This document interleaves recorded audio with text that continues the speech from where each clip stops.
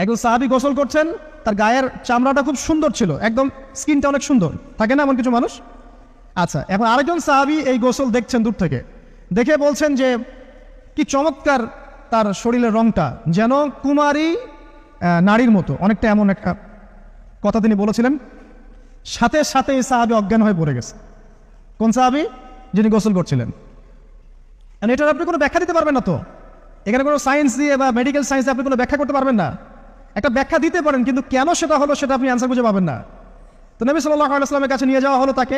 তিনি বললেন যে এই ব্যক্তির ব্যাপারে কি কেউ ভালো মন্দ কিছু বলেছিল? তখন একজন সাহাবী বলেন, হ্যাঁ, অমুকে বলেছে এর স্কিনটা অনেক সুন্দর, ওকে ডেকে নিয়ে আসুন। ওকে ডেকে আনা হলো। ডেকে আনার পর নবীজি তাকে অনেক শাসালেন, তোমরা তোমাদের ভাইদেরকে কি মেরে ফেলতে চাও? তখন এই সাহাবী তো অবাক, আমি আবার কখন মারতে চাইলাম ইয়া রাসূলুল্লাহ? আমি তো মারতে চাই নাই, আমি তো খালি বলেছি যে তার গায়ের রংটা অনেক সুন্দর। তখন তিনি বললেন, কেন তুমি সুবহানাল্লাহ বললে না, কেন তুমি মাশাআল্লাহ বললে না? যখন মাশাআল্লাহ বলবেন, সুবহানাল্লাহ বলবেন, নজরটা লাগবে না। আর যখন আপনি মাশাআল্লাহ বলবেন না, সুবহানাল্লাহ বলবেন না, দেখবেন নজর লেগে গেছে।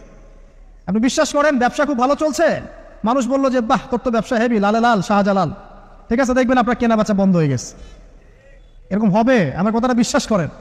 এটা কিন্তু সায়েন্স প্রমাণ করতে পারবে না, আল্লাহ এবং তার রাসূল বলেছেন, তার উপরে কোনো সত্য নেই আছে।